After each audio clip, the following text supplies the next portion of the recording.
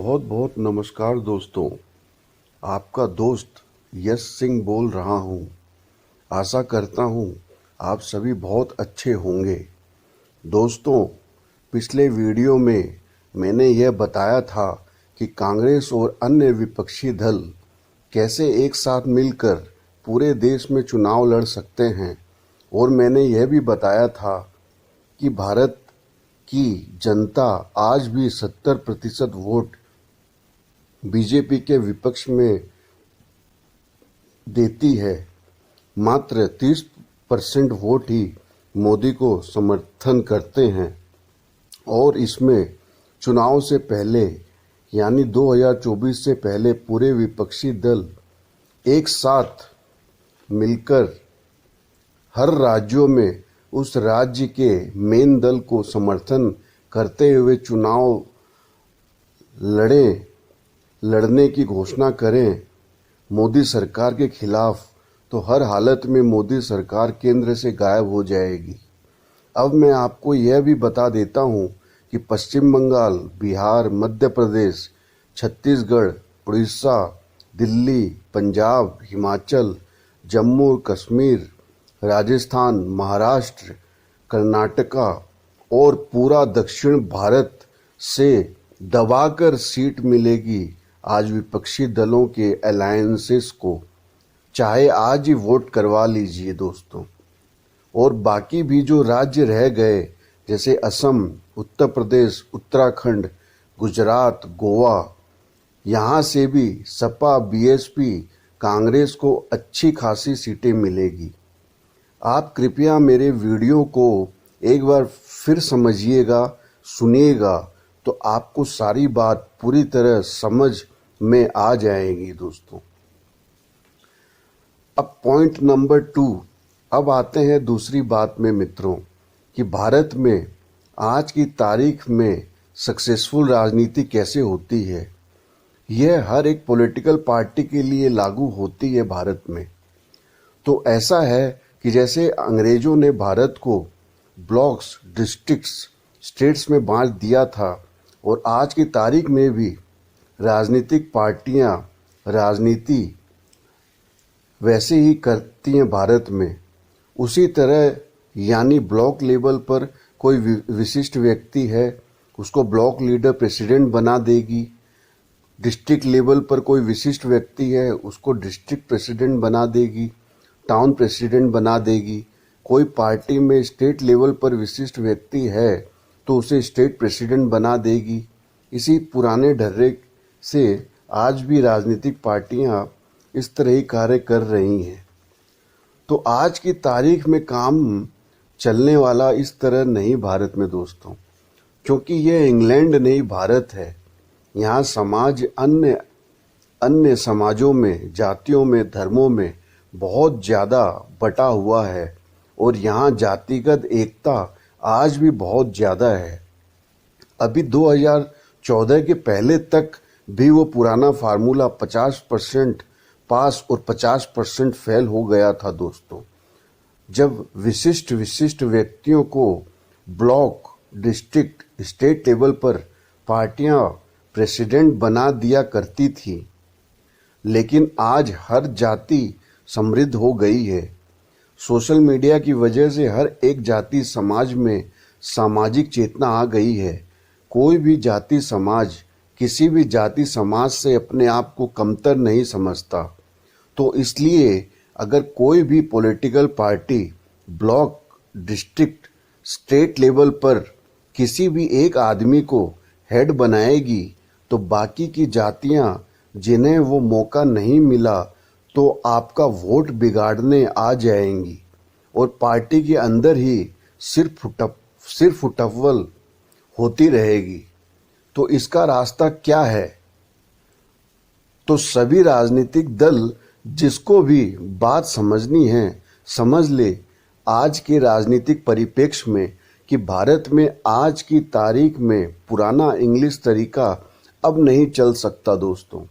महात्मा गांधी ने ठीक पकड़ा था भारत की राजनीति को, इसलिए उन्होंने ग्राम पंचायत की बात की थी।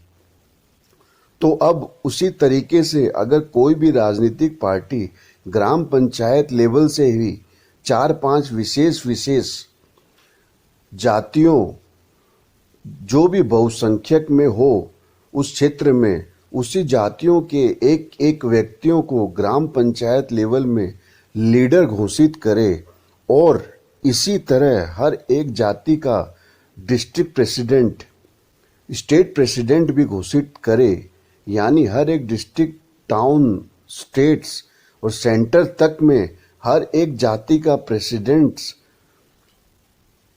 होंगे और इसी तरह डिस्ट्रिक्ट, टाउन, स्टेट, सेंटर में भी हर एक जाति का प्रेसिडेंट होगा। जो भी पॉलिटिकल पार्टी इस बात को जल्द से जल्द समझ लेगी और जल्द से जल्द हर एक जाति के अच्छे अच्छे लीडर्स को पंचायत, डिस्ट्रिक्ट्स, स्टेट्स लेवल में पकड़ लेगी, वो बाजी मार लेगी दोस्तों। देखिए, मैं फिर से रिपीट कर देता हूँ ये बात कि भारत अनेक जातियों का देश है। यहाँ अंग्रेजों की तरह सिर्फ एक व्यक्ति को लोकल, डिस्ट्रिक्ट, स्टेट और सेंट्रल लेवल पर प्रेसिडेंट बनाकर बैठा देने से काम चलने वाला नहीं। आप एक जाति के व्यक्ति को सेलेक्ट करके किसी भी लोकल, डिस्ट्रिक्ट, स्टेट या सेंट्रल लेवल में कहीं भी बैठा दीजिए तो सोशल मीडिया के प्रकोप से बाकी जातियां इस तरह आपके फैसले की टांग खींचकर आपको चुनाव में हरवा देगी कि आपको समझ में भी नहीं आएगा। और अगर आपकी पार्टी भारत के परिप्रेक्ष्य में और बदलते हुए सोशल मीडिया के माहौल में नए तरीके से हर जातियों के लोगों को छोटे से बड़े लेवल तक उनको अपनी अपनी जातियों के वर्टिकल में लीडरशिप रोल प्रदान करेगी तो सभी जातियों का मजबूत वोट बैंक उस पार्टी को मिलेगा। आप ही देख लीजिए मेरी बात का प्रमाण कि भाजपा ने तो सिर्फ धर्म के आधार पर यह बात समझी है तो उन्हें कितना फायदा हो रहा है राजनीति में। तो अगर कोई पॉलिटिकल पार्टी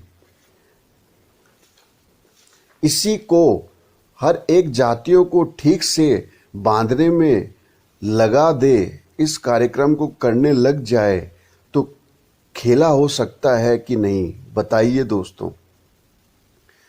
अब आते हैं पॉइंट नंबर 3 पर। तो दोस्तों अब आते हैं आखिरी मसले पर। तो मैं ये कहना चाहता हूँ कांग्रेस पार्टी को कि उसे अपनी पार्टी में पलने वाले विजनरी और लॉन्ग टर्म तक साथ चलने वाले लोगों की कद्र करनी चाहिए और पैराशूट लीडर्स जो हमेशा अवसरवादी होते हैं उनसे संभल कर रहना चाहिए, क्योंकि कांग्रेस पार्टी का इतिहास उठाकर देख लीजिए आप कि आज भी कांग्रेस पार्टी को चलाने वाले विजनरीज और मेहनती सिपाही होते हैं। किसी भी कांग्रेस के टॉप लीडरशिप में जुड़े हुए लोगों में देख लीजिए, वो आज भी जुड़कर कांग्रेस को मजबूत करने में लगे हुए मिलेंगे आपको। आप देख लीजिए किसी भी स्टेट को उठाकर। ये जितने भी पैराशूटधारी होते हैं ना दोस्तों, वो ज़्यादातर सिर्फ कांग्रेस के छाते के नीचे लीडर का पद लेकर सोकर आराम कर सकते हैं या अवसरवाद कर सकते हैं दोस्तों। इस बात को कांग्रेस पार्टी अच्छी तरीके से जान ले। इसलिए गांधीज जो ट्रस्टी हैं कांग्रेस पार्टी के, वो इस बात पर विशेष ध्यान रखे कि फाइटर लोग जैसे ममता बनर्जी, जगन, केसीआर, आसाम से, त्रिपुरा से लोग जाते हैं तो कांग्रेस को ही नुकसान होता है दोस्तों। ठीक है, तो मित्रों, मैंने आज ओपोजिशन पार्टीज को भारत में राजनीति करने की नई बातें भी बताई और कांग्रेस पार्टी को नसीहत भी दी। मेरा सिर्फ एक ही बात मानना है कि भारत में लोकतंत्र, डेमोक्रेसी मजबूत रहनी चाहिए। किसी भी एक ही व्यक्ति या जाति धर्म का राज भारत में नहीं होना चाहिए। अब आज के लिए यहीं विराम देते हैं। आपका दोस्त यश सिंह। सत्यमेव जयते।